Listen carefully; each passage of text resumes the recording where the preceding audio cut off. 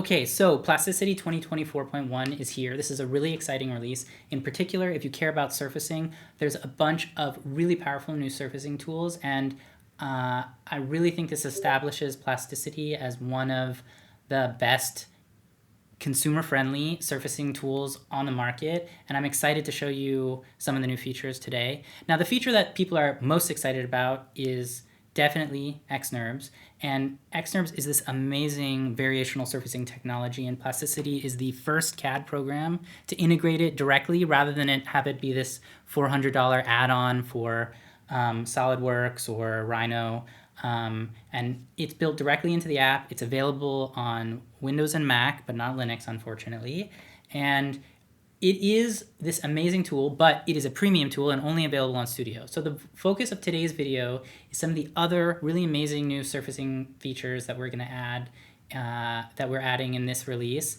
And these are available to all licensed. Okay, so we're gonna build this little camera together as a way of focusing on some of the new direct editing and CV editing functionality, as well as the new dependent offset feature.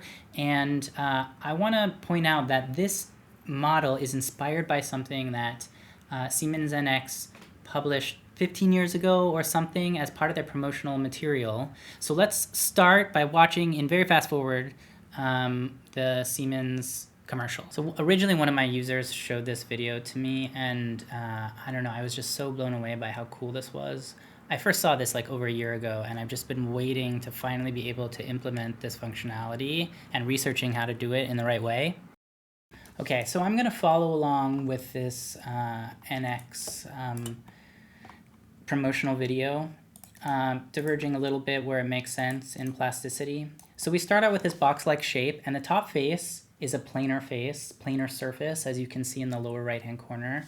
And in order to edit it, we need to convert this planar surface to a spline surface. So we can either rebuild it, or we can just run the raise degree command, which is what I'm going to use mostly in this video. And that will convert it to a plane, to a 1x1 spline, and we can keep running the raise degree command. I'm typing Shift S, that's the key binding for it, until we get enough CVs to play with. And then we can create the surface that they do in the NX video.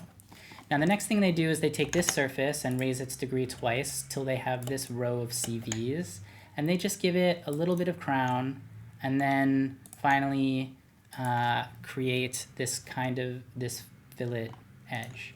Now, it's very easy for all of these CVs to become kind of overwhelming. So what you can do is select a face and run the toggle points command, which I have bound to Z personally.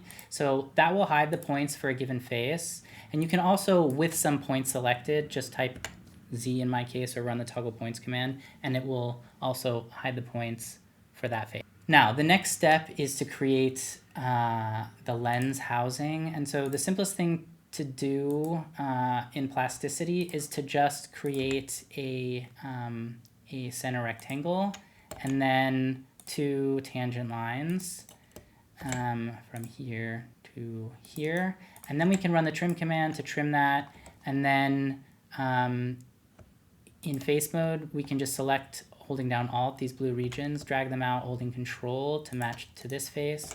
I'll select all these curves and delete them and bring this out a little bit, or maybe a little bit more, I think. Now, they take these two faces, and again, we're going to raise their degree until we have enough points to get the shape that we want. So I'm just going to scale these CVs inward, and I'll type Z to toggle them, and we'll raise the degree of this surface until we have enough points.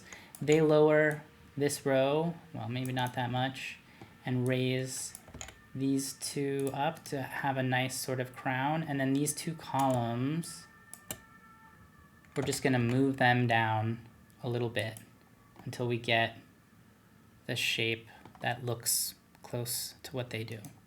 Now, the next step is to, they use an extrude command, but I'm just going to create a very simple cut and run the cut command. I'll delete that, delete the curve, and we have the shape that they end up with, more or less.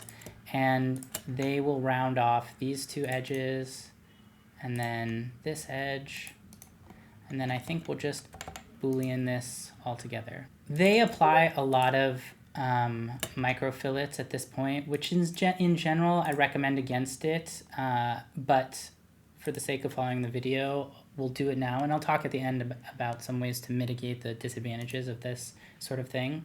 In any case, we want to add a bit of crown to this surface, so I'm going to raise the degree. And one thing I want to call attention to is when you convert a planar surface, a plane is infinite, and so you have to decide when you make a spline surface out of it, what is the boundary of the spline surface? And you know, the smallest spline surface that could fit this face would stop right here. So one question to ask is, why do the CVs go all the way down to the bottom of the camera? Well, one of the things that Plasticity is doing behind the scenes is when you're creating spline surfaces from analytic surfaces, it does its best to like remove adjacent blends, fillets from faces, and convert them to splines to a sort of untrimmed or unblended or theoretical edge that makes it a lot easier to work with these surfaces. There's a lot going on behind the scenes to keep these CVs like really editable and supple in the context of direct editing. Because what we're doing, as you can see, all of the power of Parasolid's direct editing capabilities, like all of these fillets are being recomputed on the fly as we add crown to this edge. And we can make it a lot easier for the system if we overbuild our surfaces and keep, you know, the surfaces with, you know, simple with a few number of CVs and so on and so forth. So the next step is to create this sort of grip thingy. And one of the things about the grip that I think is really cool, it shows off another new feature in Plasticity. And so I'm going to do that now. So when we offset this face, if we click on another face, it won't just like go down to that position, but it will actually replace the surface of this face with the surface that we clicked on, okay? So, and we still get this gizmo, so then we can do another offset. So this is called a dependent offset. It's very similar to running the match face command, but you can do it in such a way where you can like echo existing geometry in the system and offset it to create sort of nice rhyming visual language. Now, the normal way you would use something like this, let me create another example. I guess I'll hide these points real quick. If I offset this face and then click here, you'll notice that this face is no longer flat, but it's curved in such a way as to match this face. So using this dependent offset tool is a really nice way of mating or joining two interlocking bodies. But in this is a new feature in Plasticity. I mean, you could always run the match face command, but now that it's part of the offset command, it's just much more fluid and rapid to use it. In any case, you can use it here to create a kind of rhyming visual language. And then following along the Parasolid video, we'll just raise the degree a little bit to add something here. We'll raise the degree a lot here so that we can move this in quite a bit. And then finally, we will add one column in the middle of this guy, and we'll push it out just to create a nice grip. And again, you get into these situations where there's lots of CVs in the way. I'm just going to select some of them, and in my case, type Z to toggle the points. Now, one thing I forgot to do a little bit earlier is they gave some crown to this face, so I'm just going to raise the degree of this a little bit, and then we can move this out just so there's a little bit of crown. And again, you can see this situation where when we convert from a planar surface to a spline surface, it's overbuilt to the theoretical edge, to the untrimmed boundary, or the unblended boundary of the face. Now, the rest of the video, honestly, is just adding a bunch of fillets. I think let's Boolean this together. They kind of offset this all the way down, and then add some blends here, and then they kind of blend the rest of this. Let's try here, and then here, and here. And the whole body at this point is basically blended.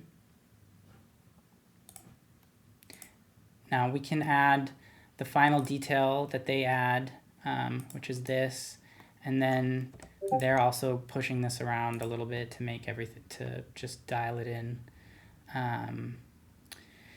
Now that's basically the whole design. At this point, you know, with all of these micro fillets, it's a lot less supple than it could be, and so editing it is more challenging than before. One of the things that I think works really well in this particular case, doesn't always work well, but it's useful, is if you run the remove fillets from shell command. If you run the remove fillet from shell command, it will identify all the fillets in a body and make it really easy to kind of remove them. And you can get back to sort of the primary surfaces of the body really quickly, so that, you know, you can edit things in a much more, I don't know, economical, both from a computational perspective and simplicity perspective way. But yeah, so this is a good overview, I think, of some of the new CV editing functionality in combination with Parasolid's powerful direct editing, healing, reblending functionality. And it is really unique on the market, with the exception of Siemens NX. But of course, Siemens NX is this amazing, super powerful, and super expensive program. So I really do think this and a bunch of the other like minor new tools that are available in this release are like bring plasticity surfacing level capabilities to the next level. And, you know, we're just getting started. There will be many more new tools to come over the next year. So see you next time.